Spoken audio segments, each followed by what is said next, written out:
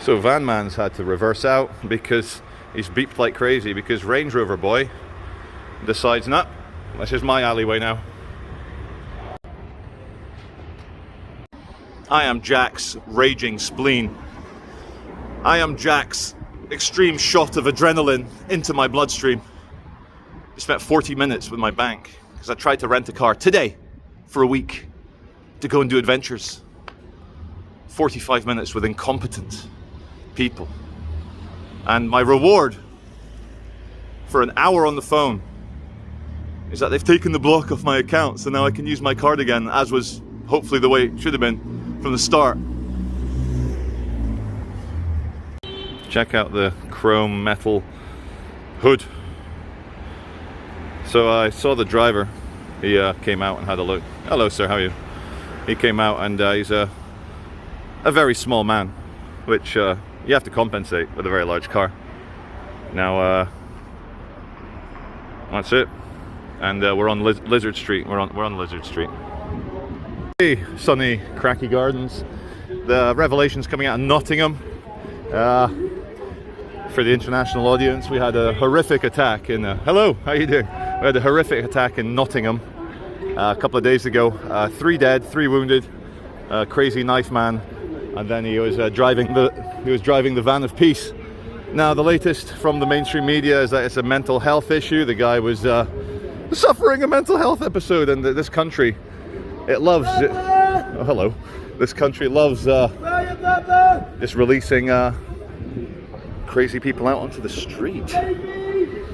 Like, who knows what demons this man is seeing in babies? Who knows what goblins and orcs he is making out the random passerbys to be? And then the government sends another £500 million to Ukraine, so we have more war and death, and they keep crazy people out in the streets with glass, bottles, knives, whatever. I mean, see this example in front of me here.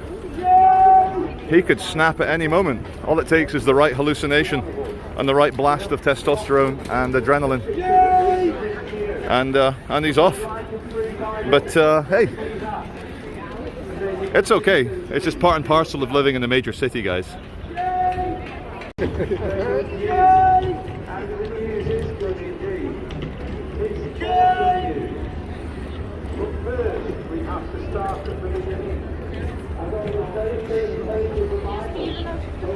Well, we're here in Piccadilly Gardens. Just want to show you the evidence and talk a bit seriously here. The reason why the government doesn't put seriously mentally ill and disturbed people in institutions and monitor them is that it is cheaper to give them a tent, a sleeping bag, and some food, and leave them loose in the city. It's cheaper to do that than it is to keep them in an institution under 24/7 care and feeding and housing.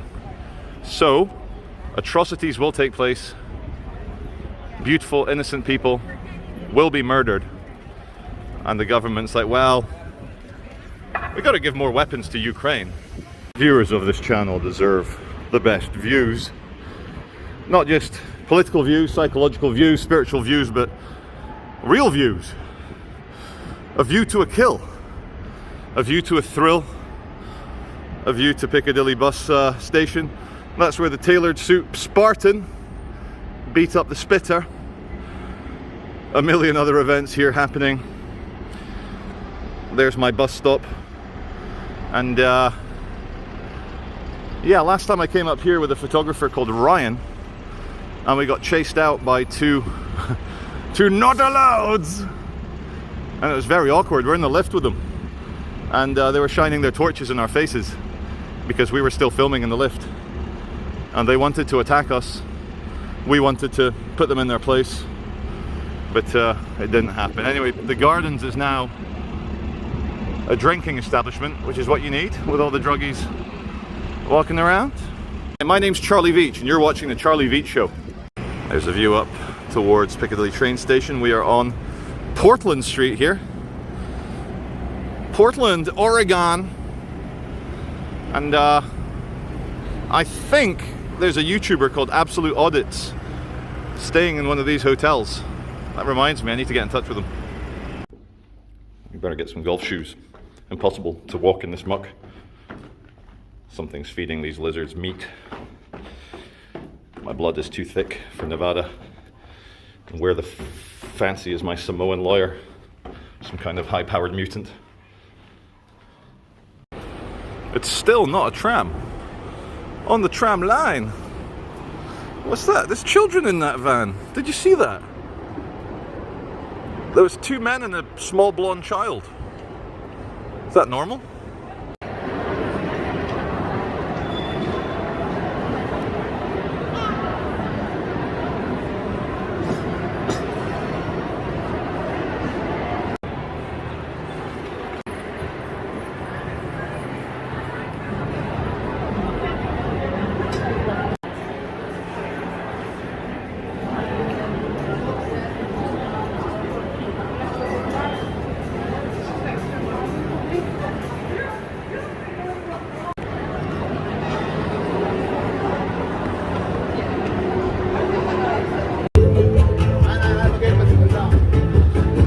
Massive respect to the Ryan from Rough Trade. There he is.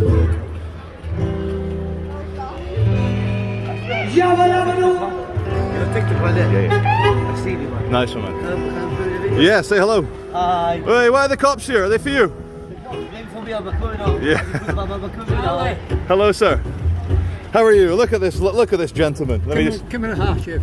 One second. Let me just put the. Come and a half, chef. Look at this handsome guy. How are you today? Come on. Well, what are you up to? just a bit of shopping. A bit of shopping? Aye.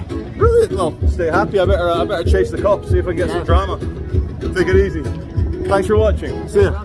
Something about football. Something about him. Belief is an orc that comes from within. Orc. We are in St. Anne's. So here's a symbol. You know that they say it's easier for a camel to pass through the eye of a needle than for a rich man to enter heaven. Well, what if you don't want to enter heaven? What if you want to drive around in a Miami Vice style Lambo in the sunshine and show off to all the peasants? Hey, poor people, stop looking at my car. Kami P. Hey, my name's Eric. You like a ball in that?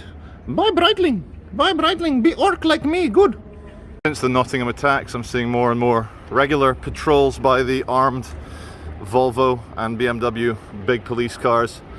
They've got the rifles, and their job literally is to drive around all day and try and minimize the casualties in a mass casualty attack.